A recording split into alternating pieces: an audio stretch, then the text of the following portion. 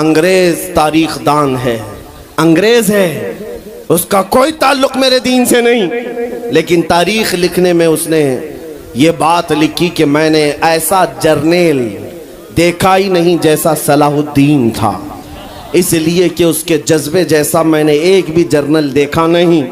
ایک بار کا واقعہ لکھا ہے کہ 12,000 کی فوج تھی صلاح الدین کے ساتھ، 12,000 کی فوج تھی صلاح الدین ایوبی کے ساتھ، اور جس وقت وہ میدان میں اترا مقابل میں صلیبیوں کی تعداد 4 لاکھ کی تھی، 4 لاکھ کی تھی۔ 4 لاکھ کی تعداد دیکھ کر نہ وہ گھبرایا نہ بھاگا، پلٹ کر اپنی فوج سے پوچھا کیا مشورہ ہے تمہارا، مقابل میں اترے یا نہیں اترے؟ صلاح الدین کے لشکری اور اس کے نوجوان سپاہی عام لوگ نہیں تھے، جذبہ جوان تھا۔ عرض کیا اے صلاح الدین ہمارے سپہ سالار، رسول اللہ کے صحابہ تعداد دیکھ کر اترتے تھے تو ہم بھی تعداد دیکھ کے اتریں گے، اگر نبی کے صحابہ تعداد نہیں دیکھتے تھے تو ہم بھی اس تعداد کا کوئی پرواہ نہیں کریں گے۔ صلاح الدین ان کی باتوں کو لے کر اتر تو پڑا۔ تاریخ لکھنے والا انگریز آدمی ہے، کہتا ہے مقابلہ کر لینا اور بات ہوتی ہے، لیکن 4 لاکھ کو تتر بتر کر کے رکھ دینا تاریخ کی الگ بات ہوتی ہے۔ صلاح الدین کے اس کارنامے کے بعد وہ انگریز تاریخ دان کہتا ہے ہمارے علاقوں میں حال یہ ہو گیا تھا، ہمارے ہاں کی مائیں اپنے بچوں کو تھپکیاں دے کر سلاتی تھی اور یہ کہتی تھی کہ بیٹا سو جا نہیں تو صلاح الدین آ جائے۔ سبحان اللہ، سبحان اللہ۔ یہ میں اس لیے باتیں عرض کر رہا ہوں کہ صلاح الدین ایوبی کی طاقت وہ ان کی اپنی باڈی کی طاقت نہیں تھی، وہ نہ ہی کسی جگہ سے ورزش کر کے حاصل کی ہوئی طاقت تھی۔ صلاح الدین کی طاقت عشق مصطفیٰ کی وجہ سے تھی، وہ محبت رسول کا پیکر تھا۔ ہم نے تاریخ میں ان جوانوں کو دیکھا ہے جنہوں نے تاریخ الٹ کر کے رکھ دیا ہے، جنہوں نے زمین میں ایک الگ پرچم لہرا کر رکھ دیا ہے۔ آپ کو پتہ ہے اسی ہندوستان کی سرزمین پر سب سے پہلا 10,000 کا لشکر لے کر آنے والا ایک جوان عرب سے سب سے پہلے آنے والا محمد بن قاسم صرف 19 سال کی عمر میں آیا تھا، 19 سال کی عمر میں آیا تھا۔ کس لیے آیا تھا؟ مال لوٹنے نہیں آیا تھا، یہاں جگہ قبضہ کرنے نہیں آیا تھا، جیسے آج تاریخ توڑ مروڑ کر کے بتائی جا رہی ہے۔ جتنے بادشاہ آئے سب اکرمن کیے، سارے لوگ یہاں لوٹ پاٹ کرنے آئے تھے، یہ تاریخ توڑ مروڑ کر بیان کی جاتی ہے۔ میرے عزیزو اس پر پھر کبھی گفتگو کریں گے، لیکن محمد بن قاسم کیوں آیا تھا؟ الہ آباد کے ایک پنڈت ہے، انہوں نے خود لکھا ہے، میں اپنی بات نہیں پنڈت جی کی بات کہہ رہا ہوں۔ اس وقت حالات ایسے ہو گئے تھے کہ چند عورتیں، مسلمان عورتیں جو سری لنکا کی سرزمین سے حج کے لیے جا رہی تھی، اس وقت راجہ دابر سنگھ اس کے کچھ گنڈوں نے ان عورتوں کو پکڑ لیا، ان کی عزت لوٹی، ان کا مال لوٹا، ان کو قیدی بنایا۔ ان عورتوں نے اس وقت پکار کر کہا تھا کہ کوئی ہے جو ہماری عزت بچائے گا۔ کوئی تجارت کرنے والا باہر سے آیا ہوا تاجر بات سن کر کے عرب گیا، عرب میں جا کر گورنر جو تھا اس کے سامنے واقعہ بیان کر رہا تھا۔ 19 سال کا جوان محمد بن قاسم وہاں سے گزر رہا تھا، اس نے اتنا واقعہ سنا کہ ہند کی سرزمین پر کچھ ہماری بہنوں کی عزت لوٹی جا رہی ہے، وہیں کھڑے ہو کر اس نے کہا لبیک یا اختی، اے میری بہن میں تیری عزت کی حفاظت کے لیے آ رہا ہوں۔ وہاں سے پکارا اپنے چچا جو گورنر تھا اس وقت، اس سے 10,000 کا لشکر لے کر کے سب سے پہلے یہاں آنے والا محمد بن قاسم کس لیے آیا تھا؟ مال لوٹنے کے لیے نہیں، عورتوں کی عزت بچانے کے لیے آیا تھا۔ ہندوستان کی سرزمین پر قدم رکھا اور اس کے بعد سامنے مقابل میں فوراً جنگ کے لیے نہیں آیا، کہا کہ جن عورتوں کو قیدی بنایا وہ چھوڑ دو، جو حج کے لیے جا رہی تھی انہیں آزاد کر دو، اور دوسری بات جنہوں نے گنڈا گردی کی ہے انہیں پکڑو اور جیل میں ڈالو۔ راجہ کو گھمنڈ تھا، اس نے انکار کیا تو محمد بن قاسم نے کہا چلو آؤ محمد عربی کے شیروں سے مقابلہ ہو جائے۔ 3 دن کا مقابلہ ہوا تھا، نہ راجہ بچا نہ باجا بچا، سارے ہزارے ادھر سے ادھر ہو گئے اور محمد بن قاسم کا پرچم لہرایا۔ میرے عزیزو، عورتوں کی عزت کا محافظ 19 سال کا جوان تھا جس نے آتے ہی عورتوں کی عزت بھی بچائی اور میرے دین کا پرچم بھی لہرایا۔ میں آج پوچھتا ہوں ہماری عمریں کتنی ہو گئیں؟ کئی جوان 25 سال 30 سال کراس کر چکے، آج بہت ساری عورتوں کی عزتیں جب لوٹی جاتی ہیں، تم تو موبائل میں دیکھ دیکھ کر کے شیئر کر دیتے ہو، ویڈیو ادھر سے ادھر پھیلا دیتے ہو اور اس کے بعد سمجھتے ہو ہم بہت بڑا کام کر رہے ہیں۔ ہر کوئی یہی کہتا ہے سب کو شیئر کرو، سب کو شیئر کرو، کائے کے لیے شیئر کرو؟ میرے عزیزو یہ کون سی جنگ لڑ رہے ہو؟ واٹس اپ موبائل کی جنگ لڑ رہے ہو؟ تمہارے اندر اگر غیرت باقی ہے تو میرے عزیزو کسی کی عزت لٹتے ہوئے دیکھ کر تم تماشا نہیں کر سکتے۔ ایمان بیدار کرو، ایمان بیدار کرو۔ یہ آج حالات کیوں آئے؟ امام غزالی کی ایک بات میں سناتا ہوں۔ بہت سالوں پہلے اس امام نے کہا تھا، 1000 سال پہلے تقریباً اس امام نے کہا تھا، جب اس امت کے سامنے ان کے رسول کی توہین ہو رہی ہو اور امت خاموش بیٹھی رہے تو چند دن انتظار کریں، ان کی ماں اور بہنوں کو بازار میں لا کر نیلام کیا جائے گا، ان کی ماں اور بہنوں کی عزت لوٹی جائے گی اور یہ کچھ نہ کر سکیں گے، ان کے بچوں کو مارا جائے گا اور یہ کچھ نہ کر سکیں گے۔ میں آج محسوس کر رہا ہوں حضور کی گستاخی پر اور توہین پر خاموش رہنے کا نتیجہ یہ ہے کہ اب ہمارے گھر بھی سلامت نہیں رہیں گے۔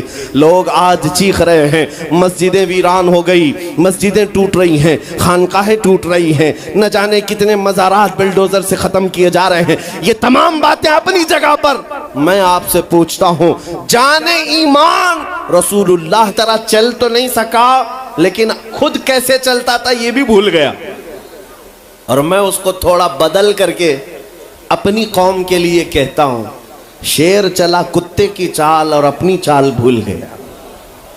اللہ نے تمہیں محمد عربی کا شیر بنا کر پیدا کیا۔ حقیقی بات ہے یہ میرے عزیزو، حقیقی بات ہے۔ ایک جن کے ہاں کیڑے بہت زیادہ ہوتے ہیں وہ میرے ساتھ چھیڑ خانی کر رہے تھے۔ 2 دن قبل کی بات ہے، میں نے کسی جگہ تقریر کیا تو مجھے چھیڑ خانی کر رہے تھے، ہمارے دین سے کوئی تعلق نہیں۔ میں نے کسی چھوٹے دجال کے بارے میں کہا تو انہیں بڑی لگ گئی تھی۔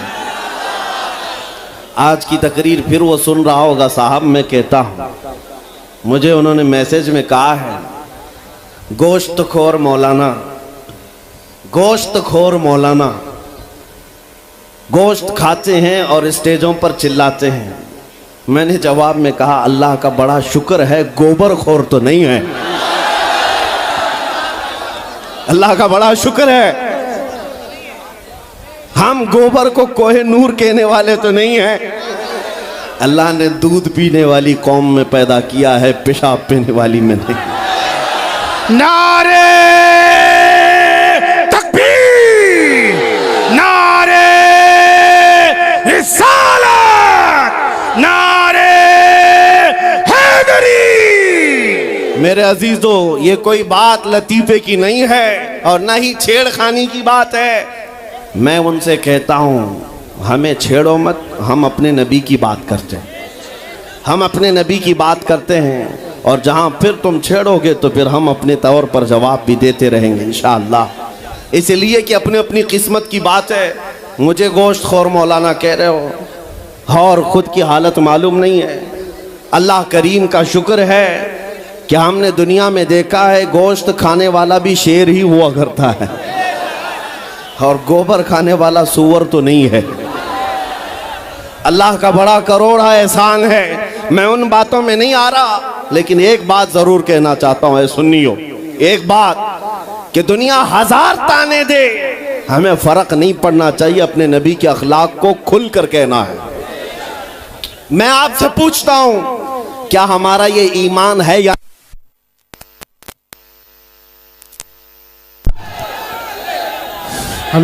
ہمارا یہ ایمان ہے یا نہیں کہ میرا خدا سچا ہے، ہمارا نبی سچا ہے، ہمارا دین سچا ہے، قرآن سچا ہے؟ جب تمہارا یقین ہے کہ میرا خدا سچا، میرا دین سچا، میرا قرآن سچا، میرا نبی سچا، تو پھر میرے عزیزو سر جھکا کر نہیں، سر اٹھا کر جیو۔ سبحان اللہ۔ اور تمہیں حضور اکرم صلی اللہ تعالیٰ علیہ وسلم کے اخلاق پر کبھی شرم نہیں آنی چاہیے۔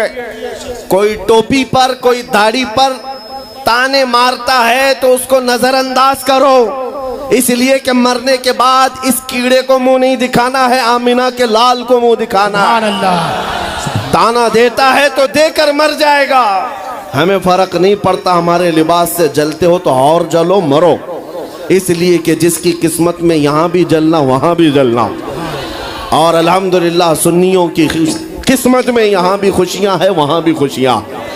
ہم یہاں پر حضور پاک کا ذکر کر رہے ہیں اور خوشحال ہیں، الحمدللہ خوشحال ہیں، اس لیے کہ مجھے پتا ہے ہماری حیثیت کیا ہے۔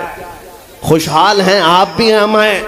یہ چھوٹی موٹی شکایتیں تو سب کرتے ہیں آپ کہ بیماری ہے، گھر میں کھانا پانی نہیں ہے، دھندا نہیں چل رہا ہے، بزنس نہیں چل رہا ہے، سب لاس میں ہے، جاب نہیں ہے، سب شکایتیں تمہاری ہے، ہمیں پتا ہے۔ میرے عزیزوں، ہم تو بار بار یہ رونا روتے ہیں، ہم بڑی کمزور قوم ہیں، ہم بڑی کمزور قوم ہیں، ہم بڑی کمزور قوم ہیں، لیکن میڈیا کے دجالی کتے بار بار بھونک بھونک کر بتاتے ہیں تم کچھ ہو، تم کمزور نہیں ہو۔ 24 گھنٹے ہم پر ڈیبیٹ ہوتا ہے کہ نہیں ہوتا ہے؟ کل ملا کر ہم پر ہی ڈیبیٹ۔ ارے میاں، یہاں تو الیکشن بھی کیمپیننگ کے لیے ہم ہیں، ہمارے مدعے کو لے کر کے ہی سب کو لڑانا ہے، سب کے درمیان۔ میں آپ سے یہ کہتا ہوں، یہ باتیں یوں ہی نہیں، وہ بار بار تمہیں بھونک کر بتا رہے ہیں تم کچھ ہو، لیکن تم کہتے ہو نہیں میں کچھ نہیں ہوں، ہم کمزور ہیں، وہ کہتے ہیں نہیں کمزور نہیں تم کچھ ہو۔ ایک طرف تو کہتے ہیں کچھ نہیں ہے، سب بکھرے ہوئے لوگ ہیں، پنچر پتر بھی کہتے ہیں، لیکن پھر ہم ان سے کہتے ہیں میاں پنچر پتر ہے تو 24 گھنٹے ڈیبیٹ ہم پر کیوں کرتے ہو؟ ڈر کس بات کا ہے؟ کس بات کا ڈر ہے؟ کیا دوسری اور قومیں نہیں ہیں جس کو نشانہ بناؤ گے؟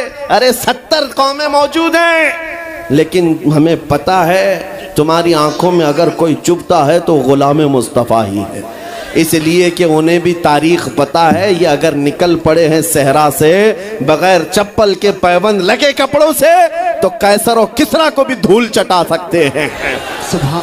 دنیا کی سپر پاور طاقتوں کو گھٹنے ٹیکنے پر مجبور کرنے والی قوم وہ عمر بن خطاب کے شاگرد تھے، صحابہ کرام تھے۔ دنیا کو تاریخ پتا ہے کہ یہ جس دن پڑھنے لگ گئے خالد بن ولید کو، جس دن یہ پڑھنے لگ گئے صلاح الدین ایوبی کو، جس دن ان کو کوئی کہنے لگ گیا کہ تمہارا کوئی شہاب الدین غوری بھی تھا، تمہارا کوئی اورنگزیب بھی تھا، تو پھر یہ مردہ اور مرجھائی ہوئی قوم دوبارہ اٹھنے لگ گئی تو اچھوں کی نیند حرام ہو سکتی ہے۔ اسی لیے کہا جاتا ہے مسلمانوں کے محلے میں نشہ بانٹو، مسلمانوں کو نشہ کرواؤ، نشہ بیچنے والے یہی، نشہ کرنے والے یہی، اس لیے کہ یہ جب تک نشہ میں رہیں گے ہم سکون سے رہیں گے، اور جس دن یہ اٹھ گئے تو دوسروں کے سکون کے لالے پڑ جائیں گے۔ اس لیے میرے عزیزوں، میں تمہیں بیدار کرنے کے لیے آیا ہوں اور دنیا کی نظروں میں کھٹکتا رہوں گا، لیکن میرے پاس جتنا بھی وقت موجود ہے میں خاموش نہیں رہوں گا انشاءاللہ العزیز۔ کل کو بھی اگر میری پھانسی ہو جائے مجھے اس بات کی پرواہ نہیں ہے، دنیا سے جائیں گے، ہمارے ایک کے مر جانے کے بعد ان کتوں سے کہتا ہوں کہ اس کو یہ مت سمجھ لینا کہ اسلام ختم ہو جائے گا، مجھ جیسے 1000 کٹ بھی جائیں تب بھی ہم نعرہ یہی لگائیں گے، اسلام زندہ ہوتا ہے ہر کربلا کے بعد۔ نعرے تکبیر، نعرے رسالت، شہنشاہ خطابت، شیر ہندوستان سلمان مفتی سلمان ہزاری صاحب قبلہ۔ سبحان اللہ، سبحان اللہ۔ میرے عزیزوں، بات آج ایمان کی ہے۔ میں نے آج تک کسی تقریر میں کسی کو اسلحہ اٹھانے کی بات نہیں کی، میں نے کبھی کسی کو بندوق بارود چاقو تلوار کی بات نہیں کی، اور نہ ہی ہمیں ضرورت ہے۔ میرے عزیزوں، ہم تو چاہتے ہیں کہ تم عشق رسول کا جامہ پہن لو، حضور کی محبت کا لباس پہن لو۔ میرے عزیزوں، چاقو بلیڈ بھی اٹھانے کی ضرورت نہیں، تمہارے چلتے پھرتے دیکھ کر کتنے کیڑے فنا ہو جائیں۔ ہاں، صرف تمہاری چلت پھرت سے کئی کتے نالیوں میں مر جائیں، سب کو سمجھ میں آتی ہے بات۔ اور जिन लोगों ने मुझसे पूछा था बार बार आप कुत्ते किसको कहते हैं, मैंने कहा कोई सुन्नी मुझसे पूछा ही नहीं, किसी ने मुझसे पूछा ही नहीं। ये सारी तकरीरें सुन रहे हैं, आपने पहले ही पूछा तो कहीं ऐसा तो नहीं कि जख्म पर जाकर बात लगी हो। खैर मेरे अजीजों, आपको मैं बारहा बेदार इस बात के लिए करना चाहता हूं, हुजूर के अगर गुलाम हैं तो पूरे गुलाम बनो, पूरे गुलाम। आज के दिन अगर एक नौजवान भी ये अहद कर लिया कि मैंने अपनी मर्जी से बहुत जिंदगी गुजारी है, अपनी लाइफ में बहुत इंजॉय किया है, लेकिन आज के दिन से ये तय करूंगा कि जीऊंगा तो मेरे नबी की मर्जी से जीऊंगा, जिसने भी तय कर लिया, मैं समझता हूं कि ये जलसा वसूल हो गया, हुजूर के कदमों में पहुंच गया। मैं बताओ ए नौजवानों, बचा क्या है हमारी जिंदगी में और क्या बाकी है? क्या चाहिए तुम्हें? पूरी दुनिया तुम नाक रगड़ रगड़ कर हासिल कर भी लिए तो एक दिन तो मौत आनी है, एक दिन तो दुनिया से जाना है, सारी दौलत छोड़ कर जाओगे, इस बात पर सबका यकीन है। तुमने खुद अपने हाथों से कितने मुर्दे दफनाए, तुमने कितने लोगों की कब्रों को खुद अपने हाथों से बंद किया। आज जो ये आंखें खुली हैं अचानक बंद कर दी जाएंगी, ये धड़कनें रुक जाएंगी, तुम हाथ पैर भी नहीं उठा सकते, और ये पूरे लोग उठाकर तुम्हें इतनी छोटी कब्र में डाल कर आते हैं जहां करवट लेने की भी जगह नहीं, सांस और हवा के लिए कोई रोशनदान नहीं, खिड़की नहीं। इतने घने अंधेरे के अंदर तुम तन्हा होते हो। उस कब्र के मुतालिक सोचो, वहां मुनकर नकीर जिसके बारे में पूछ रहे होंगे वो ताजदार मदीना की जात होगी।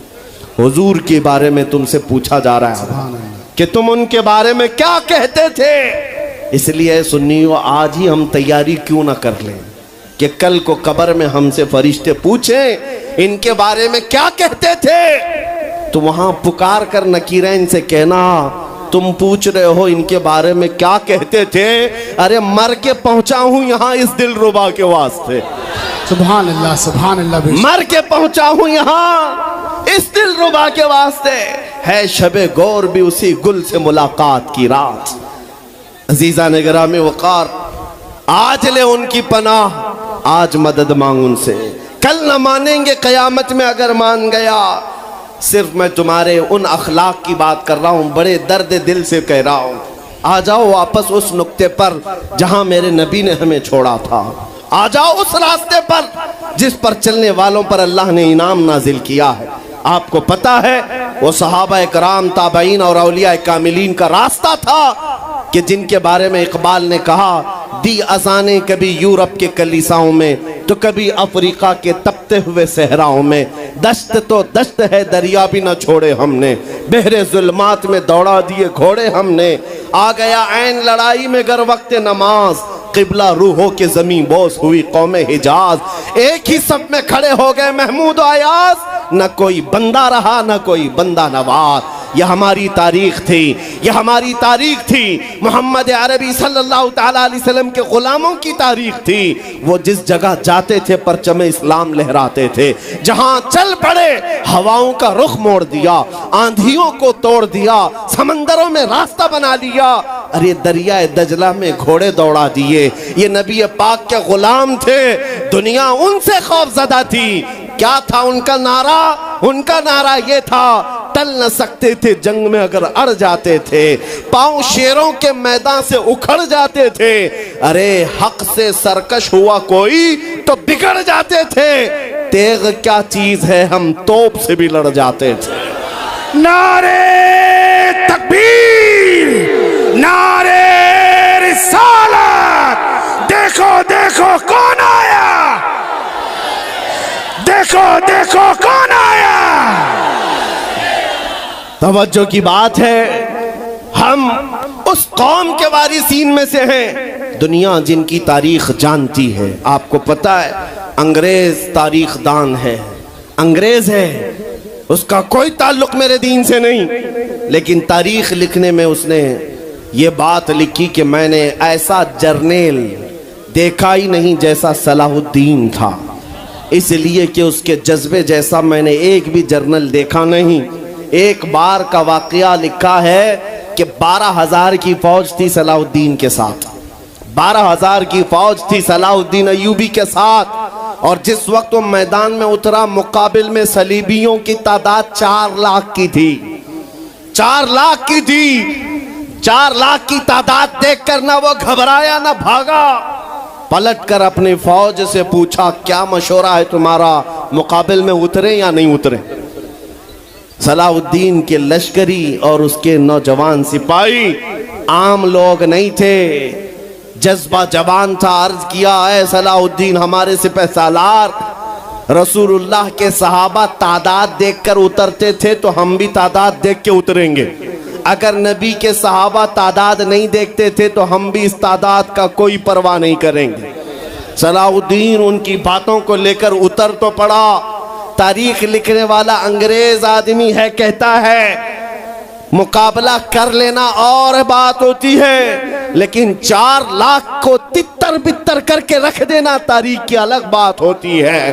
صلاح الدین کے اس کارنامے کے بعد وہ انگریز تاریخ دان کہتا ہے ہمارے علاقوں میں حال یہ ہو گیا تھا، ہمارے ہاں کی مائیں اپنے بچوں کو تھپکیاں دے کر سلاتی تھی اور یہ کہتی تھی کہ بیٹا سو جا نہیں تو صلاح الدین آ جائے۔ سبحان اللہ، سبحان اللہ۔ یہ میں اس لیے باتیں عرض کر رہا ہوں کہ صلاح الدین ایوبی کی طاقت وہ ان کی اپنی باڈی کی طاقت نہیں تھی، وہ نہ ہی کسی جگہ سے ورزش کر کے حاصل کی ہوئی طاقت تھی۔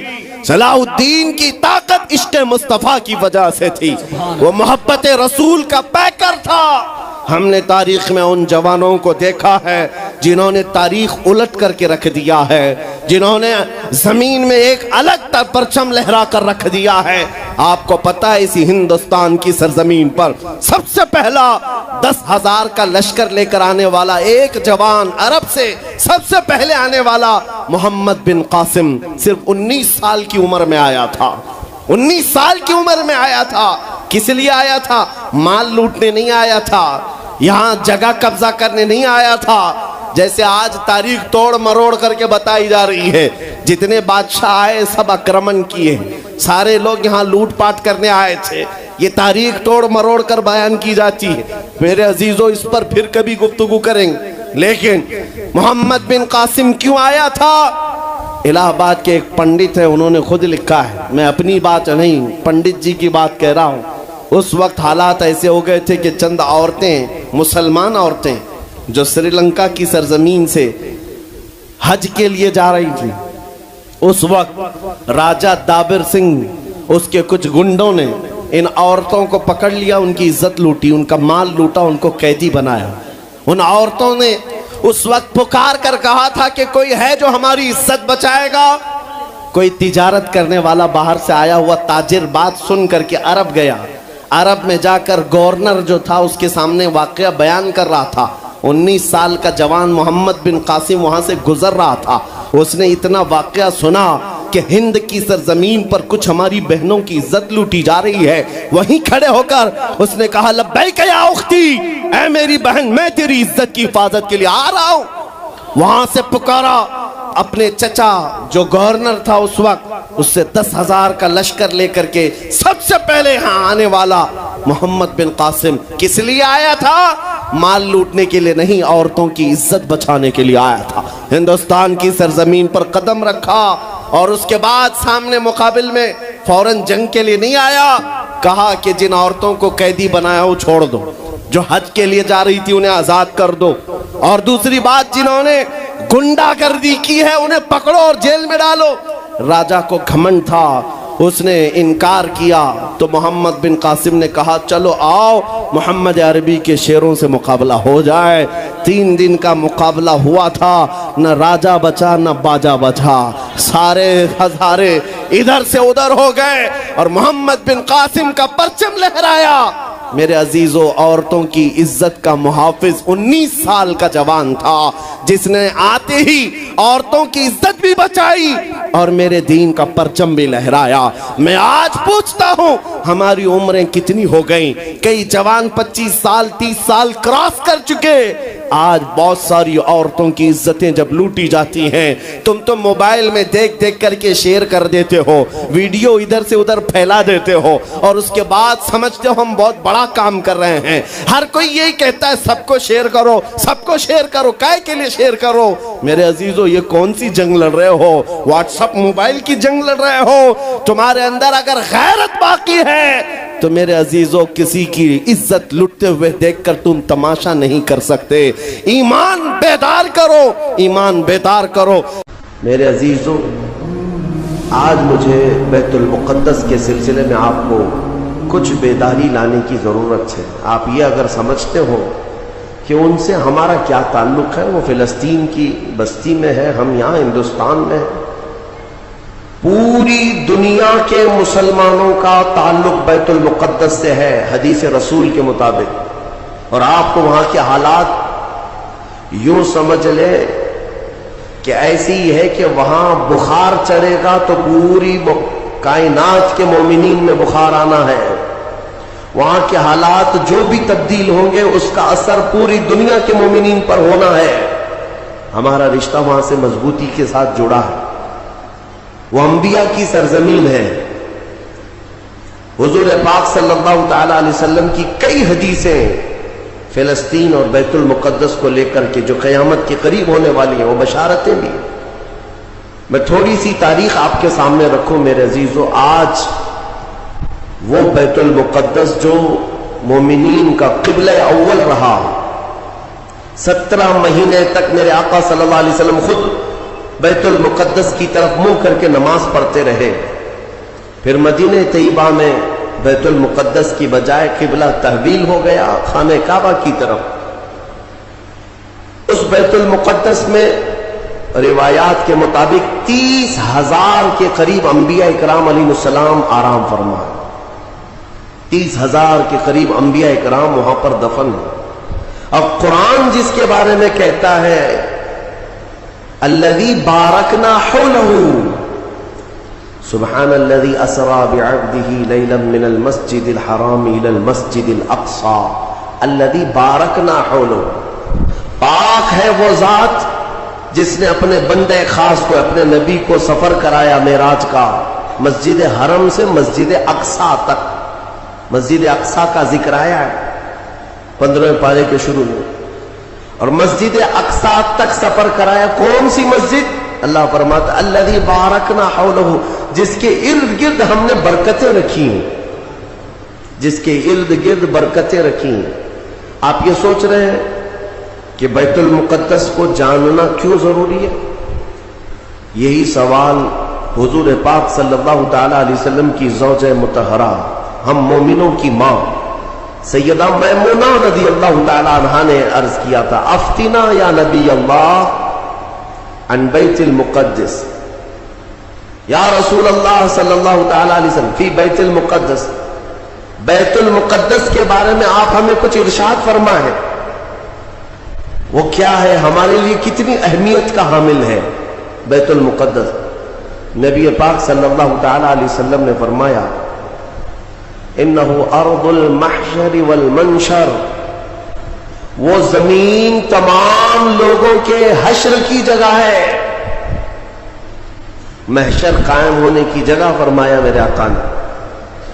سب کے جمع ہونے کا سب سے آخری جس زمین پر سارے لوگ جمع کیے جائیں گے وہ بیت المقدس کی زمین ہوگی۔ حضرت میمونہ نے پوچھا یا رسول اللہ صلی اللہ تعالی علیہ وسلم اس کے متعلق کوئی فضیلت؟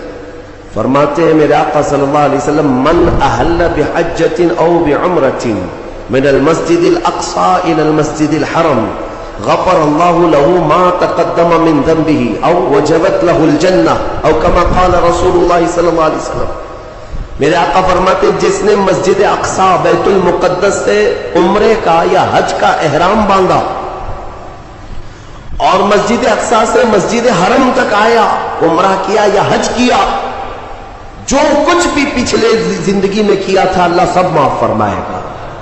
اور روایت میں یہ بھی وجبت لہ الجنہ، اس کے لیے جنت واجب ہو جائے گی۔ اس سفر کے بارے میں اب سنو، سب کی استطاعت تو نہیں ہے۔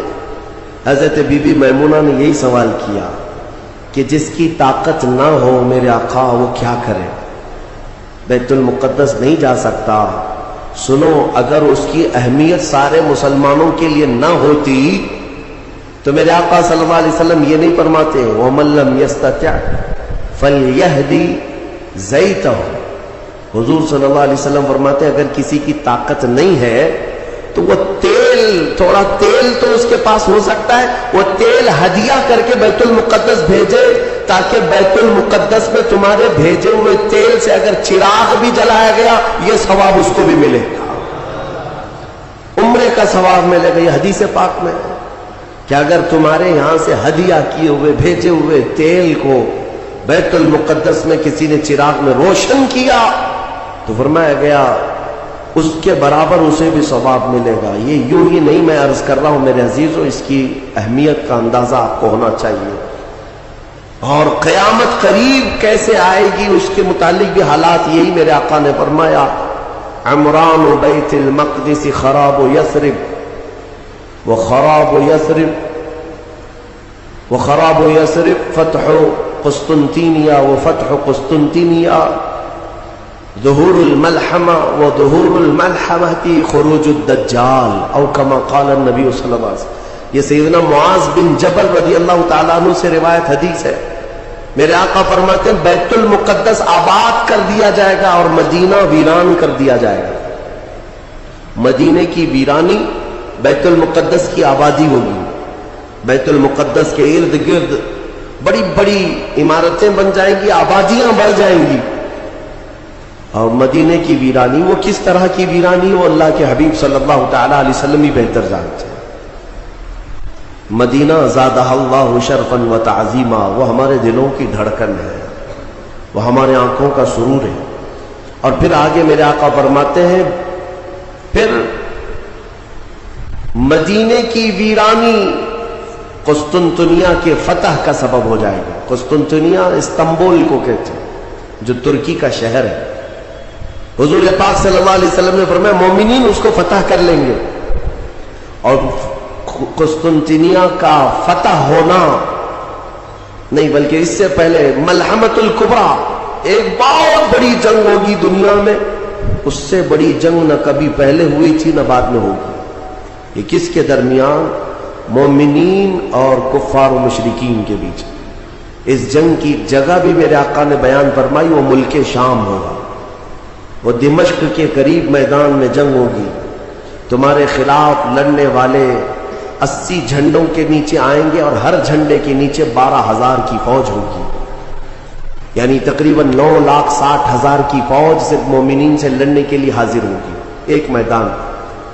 اس میں جو مومنین مسلمان جتنے جائیں گے وہ کتنی تعداد ہے وہ اللہ بہتر جانے، لیکن میرے آقا نے فرمایا پہلے دن 1/3 حصہ میدان چھوڑ کر بھاگ جائے گا مسلمانوں کا، اور حضور پاک فرماتے ہیں وہ پورے روئے زمین کے سب سے بدترین لوگ ہوں گے، ان کی توبہ کبھی نہیں قبول ہوگی۔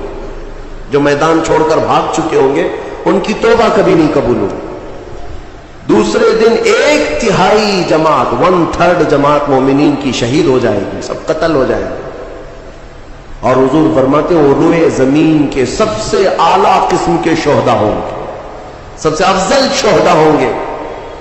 اور میرے آقا صلی اللہ علیہ وسلم فرماتے ہیں 1/3 حصہ مسلمانوں کا باقی ہوگا، اللہ رب العزت اسی ٹکڑے کو فتح عظیم عطا فرمائے گا، فتح سے ہمکنار ہوں گے۔ اور اس کے بعد قسطنطنیہ فتح ہوگا، قسطنطنیہ فتح ہوتے ہی دجال ظاہر ہو جائے گا، دجال کا خروج ہوگا پوری دنیا میں۔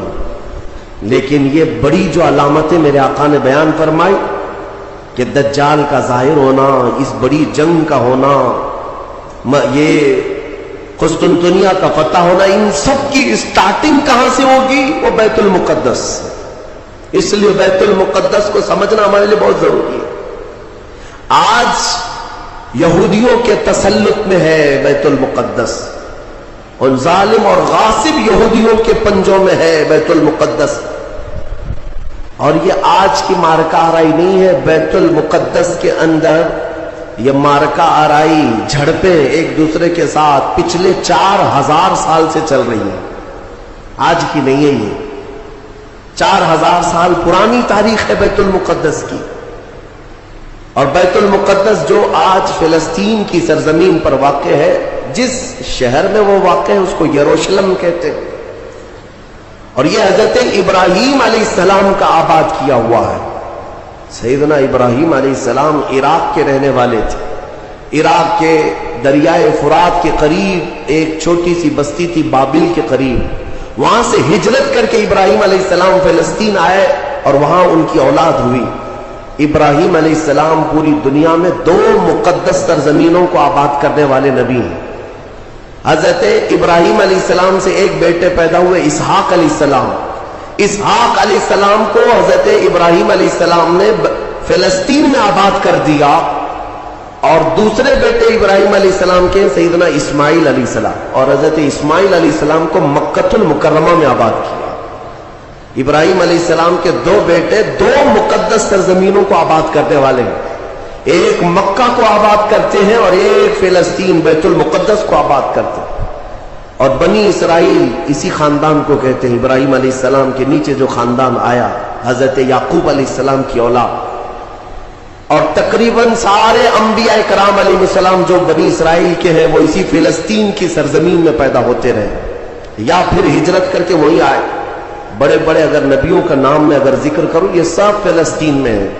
حضرت ابراہیم علیہ السلام، حضرت اسحاق علیہ السلام، حضرت یعقوب علیہ السلام، حضرت یوسف علیہ السلام، حضرت داؤد علیہ السلام، حضرت سلیمان علیہ السلام، حضرت زکریا علیہ السلام، حضرت موسیٰ علیہ السلام، حضرت عیسیٰ علیہ السلام، حضرت یحییٰ علیہ السلام، یہ سب کے سب وہیں بیت المقدس کے ارد گرد آباد. وقت کے جلیل القدر پیغمبر بلکہ یہ رسولان اعظام ہیں، یہ سب فلسطین کی سرزمین پر آباد رہے. اس سے آپ اندازہ کر سکتے ہیں کہ وہ زمین کتنی برکت والی ہوتی، وہ زمین کتنی متبرک ہے. اور اس زمین کی چھوٹی سی اگر میں آپ کو تاریخ بتاؤں تو ابراہیم علیہ السلام کی اولاد کے آباد ہونے کے بعد بنی اسرائیل یہ سرکش قوم ہے بنی اسرائیل. یہ ادھر ادھر بھاگ کر چلے گئے، فلسطین میں آباد نہیں رہے، برسوں بھاگے پھرتے رہے. پھر موسیٰ علیہ السلام کا جب زمانہ آیا تو اللہ تعالیٰ نے آپ کو حکم دیا، اے موسیٰ آپ اپنی قوم کو لے کر اس ارض مقدس میں جائیں. مقدس سرزمین، قرآن میں بھی اللہ نے اس کو مقدس سرزمین فرمایا. یا قوم ادخلوا الارض المقدسہ. موسیٰ علیہ السلام نے کہا ہے میری قوم چلو مقدس زمین پر جاتے ہیں، اور پیٹ پھیر کر بھاگنا مت ورنہ خسارے میں آؤ گے، نقصان میں آؤ گے. جو اس مقدس سرزمین سے پیٹ پھیر کر بھاگے گا وہ بڑے گھاٹے میں رہے گا. قرآن کا فرمان. ان کی قوم جو ہے موسیٰ علیہ السلام کی، اس نے جواب کیا دیا جانتے؟ بیت المقدس کی طرف موسیٰ علیہ السلام بلا رہے تھے تو وہاں ایک دوسری قوم آباد تھی، قوم عمالقہ. وہ اونچے چوڑے لوگ تھے، بڑے ہٹے تگڑے لوگ تھے. موسیٰ علیہ السلام کی قوم گھبرا گئی اور کہا کہ ہم نہیں آئیں گے. قالوا انا لن ندخلها ابدا ما داموا فيها. جب تک یہ قوم اس زمین پر ہے ہم نہیں آئیں گے. موسیٰ علیہ السلام بلانے لگے، چلو ان سے لڑائی کریں گے، اللہ تعالیٰ فتح عطا کرے گا.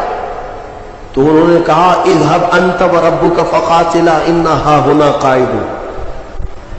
موسیٰ آپ اور آپ کا خدا جا کر اس قوم سے لڑے، ہم بیٹھ کر دیکھیں گے لڑائی کیسی ہوتی ہے. ان کی قوم کا جواب یہ تھا. تو موسیٰ علیہ السلام نے اللہ رب العزت کی بارگاہ میں اپنا عذر پیش کیا تو رب تعالیٰ نے فرمایا، اللہ تعالیٰ نے اب سزا کے طور پر اس قوم کے اوپر فرماتا ہے فَإِنَّهَا مُحَرَّمَةٌ عَلَيْهِمْ 40 سَنَةً يَتِيهُونَ فِي الْأَرْضِ. اب 40 سال تک ان میں کا کوئی بندہ اس مقدس سرزمین پر داخل نہیں ہو سکے گا. اللہ نے حکم فرمایا 40 سال ان پر یہ زمین حرام کر دی گئی، وہی بنی اسرائیل پر اندر آ نہیں سکو گے اس بیت المقدس پر. اور اس کے بعد رب تعالیٰ نے فرمایا یہ بھٹکتے رہیں گے 40 سال. یتیہون فی الارض، میدان تیہ یہ صحرائے سینا آج بھی مصر کے وادیوں میں ہے. ہم گئے دیکھیں, پہاڑیوں کا ایک سلسلہ ہے, 100 کلومیٹر دور تک چین ہے پہاڑیوں کی, پہچان نہیں پائیں گے. اگر کسی ایک پہاڑی کے بیچ میں چھوڑ دیا جائے تو زندگی پر بھٹکتا رہے. تو اس بنی اسرائیل کو ان پہاڑیوں کے بیچ میں چھوڑ دیا گیا. ان کو راستہ نہیں ملتا تھا. کب تک؟ 40 سال تک راستہ نہیں ملا. بھٹکتے رہے. وہ ان پہاڑیوں سے باہر آ ہی نہیں پاتے. ایک پہاڑ کراس کرتے, سامنے سیم دوسرا پہاڑ نظر آتا, اس کو کراس کرتے تیسرا بھی سیم ویسا ہی نظر آتا. 40 سال گزر گئے بھٹکتے ہوئے. پھر موسیٰ علیہ السلام کی بھی وفات ہو گئی, ہارون علیہ السلام کی بھی وفات ہو گئی. اب یہ جتنے نافرمان تھے یہ مر گئے. ان کی جو نئی نسل آئی, چھوٹے جو بچے تھے, اب وہ جوان ہوئے تو ان کی سوچ مثبت تھی, فکر اچھی تھی. اس وقت اس بنی اسرائیل کے نبی یوشع بن نون تھے, حضرت موسیٰ علیہ السلام کے خادم بھی رہے, یہ اللہ کے نبی تھے. انہوں نے اپنی قوم کو اکٹھا کیا اور سب کے دلوں میں پھر بات ڈالی, آج سے 40 سال پہلے تمہارے باپ داداؤں پر بیت المقدس کی سرزمین حرام کر دی گئی تھی, اب چلو. تو انہوں نے کہا قوم عمالقہ اب بھی ہے, وہاں پر لڑائی ہوگی. انہوں نے کہا چلو میں تمہارے ساتھ ہوں. جب وہ نکلے بیت المقدس کے راستے پر, وہی ہٹے کٹے لوگوں سے ان کا مقابلہ ہوا, قوم عمالقہ سے. صرف دوپہر سے عصر کے درمیان وہ پوری قوم شکست کھا کر بھاگ گئی اور اللہ نے بیت المقدس بنی اسرائیل کو عطا فرمایا. اللہ کے حکم پر اگر چل کر کے دیکھا ہوتا, یہیں بیٹھ کر کے ارے وہ بڑے تگڑے لوگ ہیں, اونچے لوگ ہیں, یہ بنی اسرائیل کی عادت ہے. پھر اللہ رب العزت نے انہیں وہاں پر قرار دیا بیت المقدس. یہ یہودی کہلائے. یہودی ایمان والے یہودی تھے جو بیت المقدس میں آباد تھے, برسوں تک رہے. اس کے بعد پھر حضرت عیسیٰ علیہ السلام کا ظہور ہوا, آپ کی ولادت ہوئی. عیسیٰ علیہ السلام کے ساتھ ان یہودیوں نے بڑی بدتمیزیاں کی ہیں, ان کے قتل کا بھی منصوبہ بنایا, ان کی ماں پر الزام لگائے. یہودی بڑی بدماش قوم, اور انہوں نے تقریباً 10,000 نبیوں کو قتل کیا ہے. اللہ کے نبیوں کو قتل کرتے تھے. اب اللہ رب العزت نے قرآن میں جن کے بارے میں فرمایا غضب اللہ علیہم, اللہ کا ان پر غضب ہے, اللہ کا ان پر غضب ہے. آج بھی غضب ہے. تھوڑے دن ان کے ازدہار کے آتے ہیں, ترقی کے آتے ہیں, تو دنیا کو ایسا لگتا ہے پوری دنیا کے بادشاہ یہی ہے. پھر رب تبارک و تعالیٰ انہیں اوندھے منہ پھر گراتا ہے. ذلت ان کا ساتھ قیامت تک نہیں چھوڑیں گی, قیامت تک نہیں. انہوں نے انبیاء کا قتل کیا اور بیت المقدس میں آباد رہے. تو پھر ایک بادشاہ ایسا آیا عراق کا, بخت نصر نام تھا. وہ آ کر کے بیت المقدس پر ایسا حملہ کیا کہ اس نے ہزاروں یہودیوں کو قتل کیا اور بیت المقدس کی عمارتیں توڑ پھوڑ کر رکھ دی. جو حضرت سلیمان علیہ السلام کے زمانے میں عمارت بنی تھی بیت المقدس کی. ہاں یہ بھی میں بتا دوں اس کی تاریخ کیا ہے. حضرت سلیمان علیہ السلام بادشاہ تھے, اللہ تعالیٰ نے حکم دیا کہ تم تعمیر کرو. تو بیت المقدس جب تعمیر کرنے لگے تو کس کی مدد سے؟ جنات کی مدد سے آپ تعمیر کر رہے تھے. سارے جنات کو کام پر لگا دیا تھا اور سارے جن صبح شام دوپہر کام پر لگے تھے اور بنا رہے تھے بیت المقدس. اور اتفاق ایسا کہ حضرت سلیمان علیہ السلام سے وہ خوب خوف کھایا کرتے تھے. جب تک آپ کھڑے رہتے کام کرتے, اگر سلیمان علیہ السلام چلے جاتے تو سب بھاگ جاتے تھے, کام چھوڑ کر بھاگ جاتے تھے. تو سلیمان علیہ السلام اپنا عصا لے کر کے کھڑے رہے اور کام کرانے لگے. اب اتفاق ایسا ہوا کہ سلیمان علیہ السلام دن میں بھی نہیں جا رہے, رات میں بھی نہیں جا رہے, کھڑے ہی کھڑے ہیں اور دن رات ان کا کام چالو ہے. لیکن ہوا یہ تھا کہ سلیمان علیہ السلام کی وفات ہو چکی تھی. کھڑے کھڑے آپ کا انتقال ہوا ہے حضرت سلیمان علیہ السلام کا, اور اپنے عصا کے سہارے کھڑے رہ گئے. انتقال کے بعد بھی یہ صرف اور صرف نبوت کی شان ہے, یہ صرف نبیوں کی شان ہے. قرآن میں ہے, اللہ تعالیٰ نے فرمایا فلما تبینت الجن, جنات کو کب معلوم ہوا پتا ہے؟ دیمک نے حضرت سلیمان علیہ السلام کی لکڑی کو کھا لیا. یہ جو عصا تھا دیمک کھا گئی، دیمک کھانے کی وجہ سے لکڑی ٹوٹی، تو لکڑی ٹوٹنے کے بعد حضرت سلیمان علیہ السلام زمین پر آ گرے، تب جنات کو پتا چلا ان کا تو کب کے انتقال ہو چکا ہے، اور اس وقت تک بیت المقدس کی تعمیر ہو چکی تھی، ہاں جس کو روایات میں ہیکل سلیمانی بھی کہا گیا ہے۔ بیت المقدس، ہیکل سلیمانی، یہ الگ الگ ووادت جو معاملات ہیں، میں اس کو پھر کبھی عرض کرتا ہوں۔ یہ تعمیر مکمل ہوئی اور وہی یہودیوں کے لیے مقدس جگہ، اور بخت نصر نے جس کو توڑا وہی ہیکل سلیمانی تھا، اور اس کے نیچے بہت ساری ان کی مقدس کتابیں جس سے جادو کرتے تھے وہ سب دفن کر دی گئیں۔ سلیمان علیہ السلام کی کرسی وہ بھی دفن کر دی گئی۔ آج بھی یہ یہودی جو کھدائی کر رہے ہیں اسی کرسی کو تلاش کرنے کے لیے، اپنی باقیات، وہ جادو کی کتابیں تلاش کرنے کے لیے آج بھی یہ کھدائی کر رہے ہیں بیت المقدس کے ارد گرد۔ اور یہ جو تھرڈ ٹیمپل کہتے ہیں، تیسرا مندر تعمیر ہونا ہے، وہ تھرڈ ٹیمپل کا مطلب یہی ہیکل سلیمانی کو انہیں بنانا ہے، بیت المقدس کو ہدم کر کے، منہدم کر کے۔ یہ جو مسجد اقصی ہے اس کو ختم کر کے انہیں وہاں پر تھرڈ ٹیمپل بنانا ہے، یہ ان کا خواب ہے۔ یہودی وہاں سے قتل ہوئے، عیسائیوں کا قبضہ آیا، عیسائی تقریباً 300 سال تک آباد رہے۔ پھر ایک بادشاہ آیا، ایران کا بادشاہ تھا خسرو، اس نے بدلہ لیا اور اس کے بعد یہودیوں کو پھر سے آباد کیا۔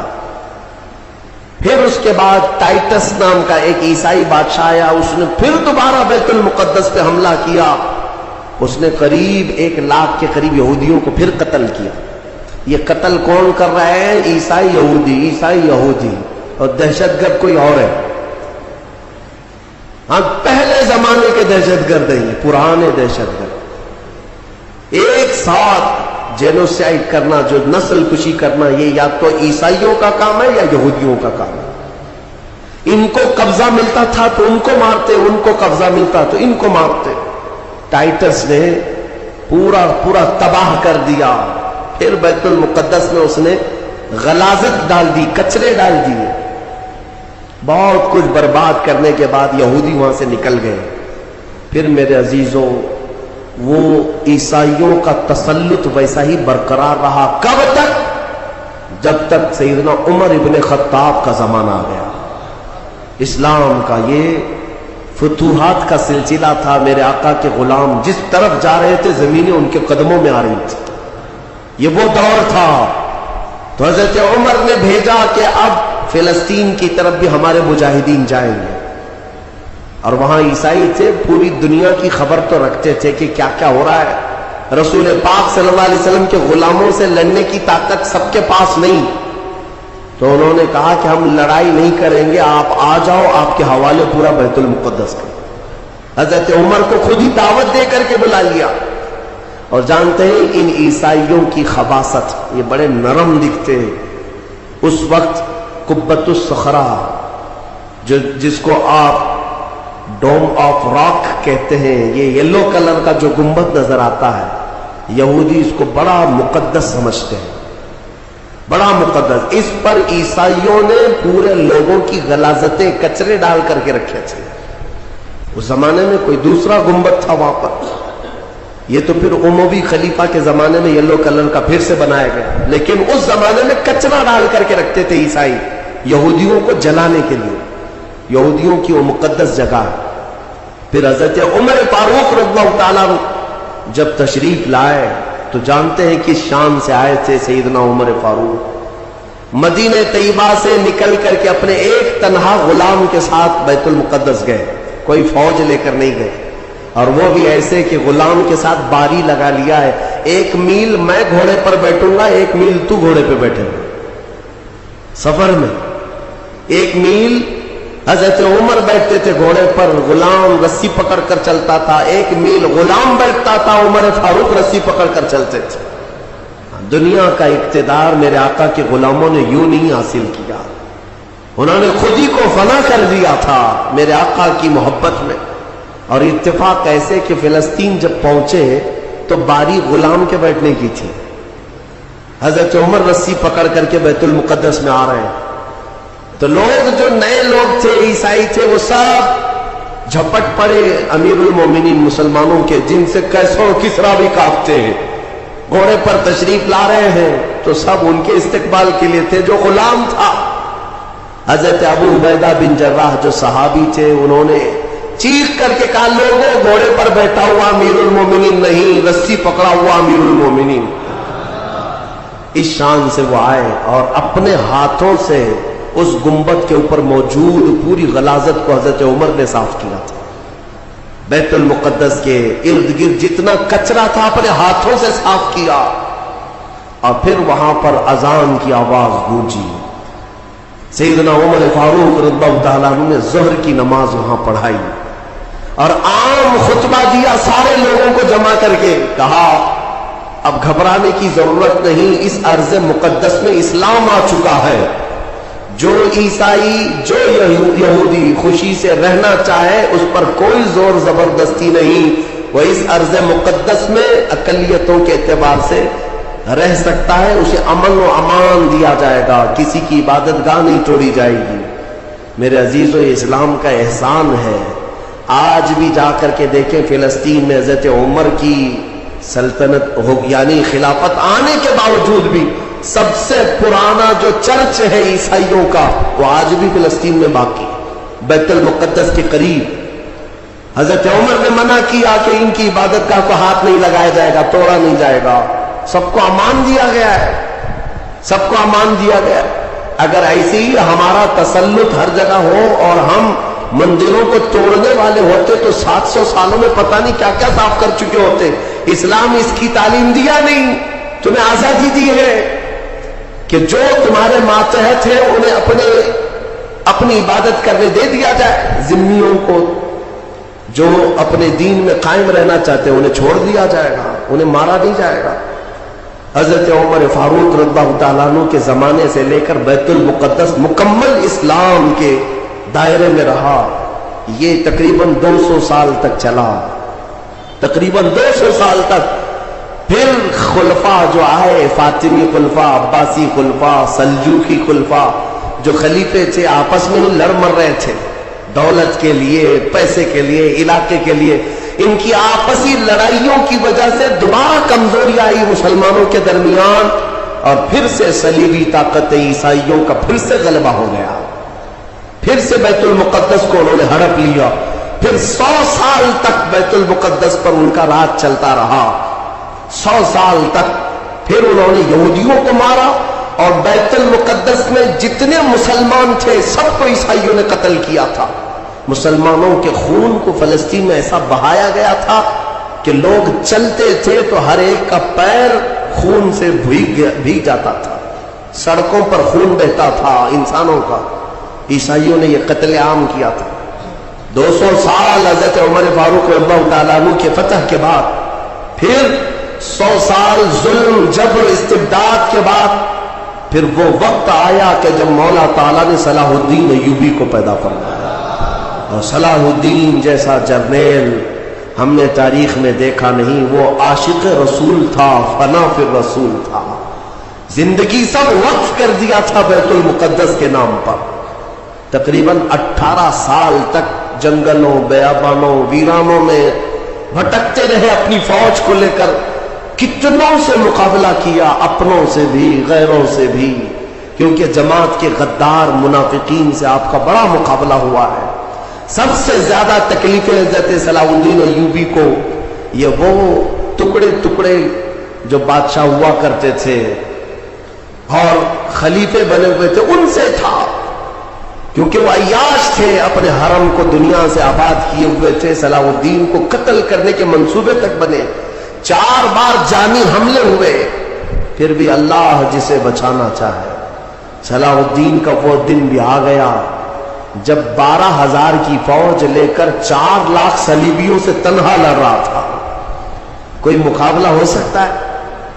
سوچو ذرا تاریخ میں، یہ میں اپنی لکھی ہوئی بات نہیں کر رہا ہوں، ایک انگریز تاریخ دان ہے، اس نے خود کتاب میں لکھا ہے کہ تاریخ کا ایک عجوبہ ہم نے دیکھا ہے کہ 4 لاکھ صلیبی عیسائی ایک جگہ تھے، پورا روم، یورپ سب مرایا ہے، اور مقابل میں صرف اور صرف ایک سپہ سالار صلاح الدین 12,000 کا فوج لے کر آیا. 12,000. وجہ یہ ہے میرے عزیزوں 4 لاکھ وہ لائے ہوں گے کھانے پینے والے, لوٹنے کھسوٹنے والے, لیکن صلاح الدین کے ساتھ جو 12,000 تھے وہ جان کا ہدیہ گنبد خضرا میں پیش کرنے والے تھے. ان عاشقوں کی جماعت تھی. اور اللہ تعالیٰ نے صلاح الدین ایوبی کو فتح عطا فرمائی, پھر سے پرچم اسلام لہرایا. میرے عزیزوں یہ تاریخ تھی 6 صدی ہجری کی, اب یہ 15ویں صدی آ گئی ہے. 6 صدی ہجری سے لے کر بیت المقدس اذانوں سے گونجتا رہا, نمازوں سے آباد رہا, مومنین کا وہاں پر جمع غفیر رہا, لاکھوں کی تعداد میں لوگوں کا آنا جانا چلتا رہا, بلکہ بڑے بڑے جید علماء صالحین وہاں پر آباد ہوئے. امام غزالی رحمۃ اللہ تعالیٰ نے کر کے کتنے لوگوں کو اللہ نے ولایا ہے کہ بیت المقدس 800 سال کے قریب ہو گئے صلاح الدین ایوبی کو واپس لائے ہوئے. لیکن پچھلے 100 سال سے پوری دنیا کے یہودیوں کے اندر ایک یہ فکر پیدا ہوئی کہ ہماری ایک ریاست ہونی چاہیے, ہمارا ایک ملک ہونا چاہیے. یہ مارے مارے پوری دنیا میں پھر رہے تھے. ہٹلر نے ان کو مارا تو امریکہ میں چلے گئے, امریکہ میں مارے گئے تو برطانیہ میں گئے, برطانیہ سے فرانس میں گئے. جگہ جگہ یہ تھوڑے آباد ہوتے رہے. اور اس کے بعد پھر ان کے اندر ایک تحریک پیدا ہوئی 18ویں صدی عیسوی میں کہ تمہاری اپنی ایک ریاست ہونی چاہیے. تو ان کی اپنی ریاست, اتنا اپنا ملک چاہیے. کہاں؟ وہی مقدس زمین جو تمہارے باپ داداؤں کی, کیونکہ یہودی یعقوب علیہ السلام کی اولاد میں اپنے آپ کو کہتے ہیں. تو اس سرزمین پر جانے کے لیے کوششیں کرتے رہے. لیکن فلسطین اس زمانے میں خلافت عثمانیہ کا حصہ تھی جو ترکی کے بادشاہ تھے. ترکی کے اندر میں فلسطین آتا تھا تو وہاں پر ان کی مجال نہیں تھی. لیکن ہوا یہ کہ 1914 سے 1918 کے بیچ میں فرسٹ ورلڈ وار ہوئی, دنیا کی سب سے بڑی جنگ, پہلی جنگ عظیم, جس میں ترکیوں نے جرمنی کا ساتھ دیا اور ہار گئے برطانیہ انگلینڈ کے مقابل میں. تو ہارنے کی وجہ سے ہوا یہ کہ ترکی کی ساری خلافت ختم ہو گئی, خلافت عثمانیہ کے ٹکڑے ٹکڑے ہو گئے. 50 ملکوں پر ان کی اکیلی حکومت تھی, سب ٹکڑے ہو گئے. ترکی کو سب ختم کر دیا گیا, خلافت ختم کر دی گئی. یہ 1920 میں خلافت ختم کر دی گئی. اور پھر برطانیہ انگلینڈ کے تسلط میں, اس کے قبضے میں فلسطین بھی آیا. یہ وہ زمانہ تھا جب ہمارا انڈیا بھی انگلینڈ کے انڈر میں تھا, ہمارا بھارت بھی. برطانیہ ہر ملک فتح کرتے ہوئے اپنے اندر لیتے جا رہے تھے, یہ انگریزوں کی عادت تھی. تو فلسطین بھی ان کے اندر میں تھا. تو اب ان لوگوں نے یہودیوں کے لیے ایک عام اعلان کیا, ڈکلیریشن آف بالفور کہا جاتا ہے, ایک بالفور اعلامیہ, جس میں اعلان کیا گیا کہ دنیا بھر کے جو بھی یہودی ہیں وہ ہجرت کر کے یہاں آئے, انہیں گھر دیا جائے گا. 1921 سے پھر فلسطین میں ایک چھوٹی سی بستی میں ان کو بسایا گیا. 4000 لوگ پہلے آئے, 4000 لوگ آئے. پھر یہ ہجرت کا سلسلہ چلتا رہا یہاں تک کہ 1947 میں ان کی آبادی 36 لاکھ کے قریب ہو گئی. 30-35 لاکھ سے بڑھ کر کے آگے بڑھ گئے.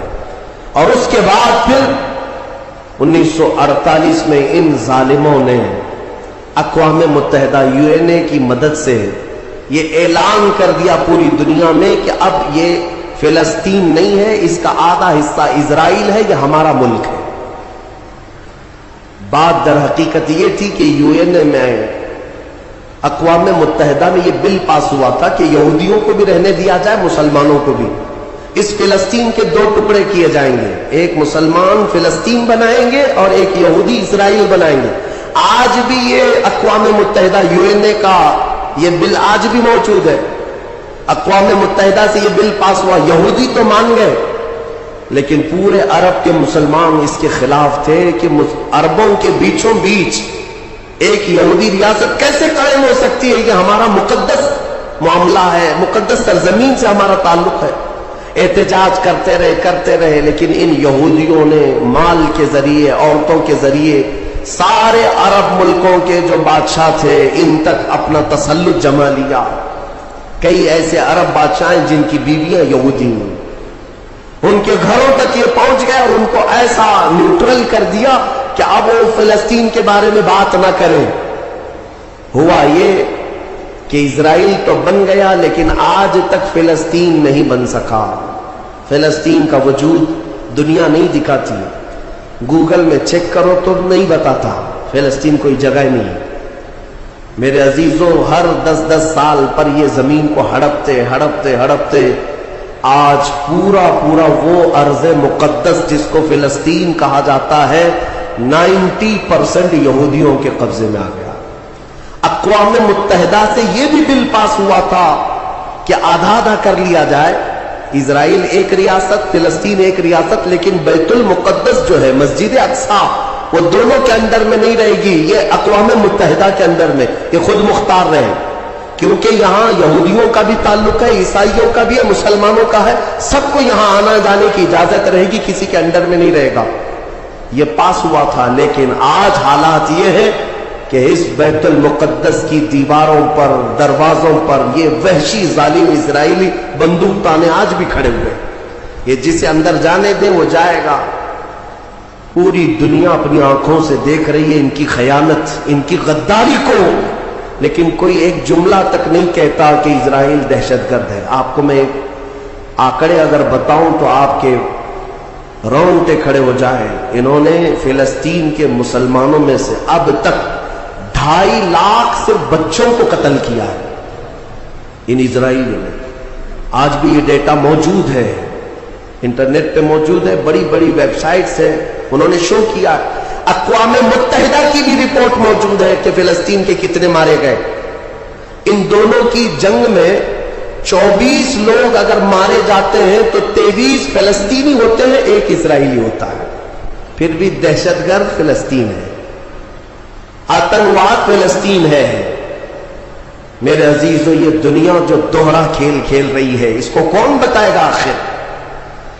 وہاں جمعہ کی نماز پڑھنے کے لیے مومنین آج بھی جاتے ہیں، ان پر گولیاں برسا دی جاتی ہیں، لیکن ان جیال مسلمانوں کو ہزاروں سلام جو تلواروں کے سائے میں بھی میرے مولا کی عبادت خشوع و خضوع سے کرتے.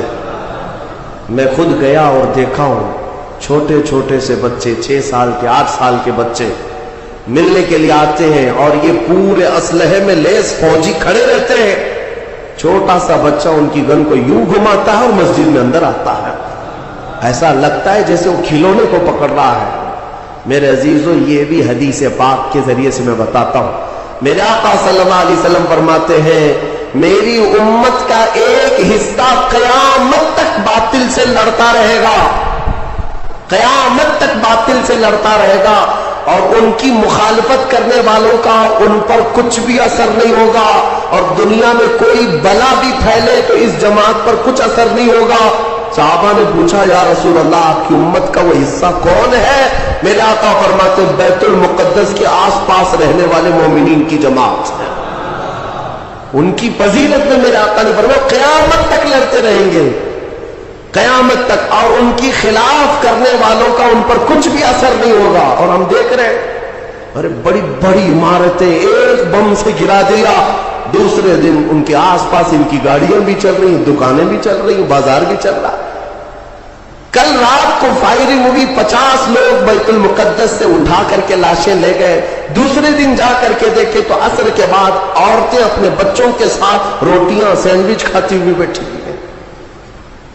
مطلب یہ ہے کہ نہ موت کا ان کے اندر خوف ہے، نہ ظالموں کے تسلط کا ڈر ہے. ہاں یہ بھی اللہ تعالیٰ کی طرف سے ہوتا ہے کہ مولا جب کسی کا دل کشادہ کرے تو بڑے پہاڑوں سے بھی انہیں ڈر نہیں لگتا. اور ایک حدیث میرے آقا صلی اللہ علیہ وسلم نے فرمایا کہ سید البقاع بیت المقدس، سید الصخرۃ صخرۃ بیت المقدس. حضور نے فرمایا پوری روئے زمین کا سردار جو حصہ ہے وہ بیت المقدس کا حصہ، سردار حصہ. اور گنبدوں میں اگر سردار گنبد ہے تو بیت المقدس کا گنبد ہے. یہ میرے آقا نے فرمایا. اور حضور فرماتے تم دیکھنا کہ اخیر زمانے میں سارے لوگ اس زمین کی طرف ہجرت کر جائیں گے. جب ایسی ہجرت کا وقت آ جائے حضور فرماتے فلزمہم، تم لازم پکڑ لینا اس جماعت کے ساتھ چلے جانا، کیونکہ خیر پوری دنیا میں صرف وہی ہوگا اور کہیں نہیں ہوگا. اور آج جو حالات دیکھ رہے نا، یہودیوں کا تسلط ہے، ان کا قبضہ ہے، میرے عزیزوں چند دنوں کی بات ہے.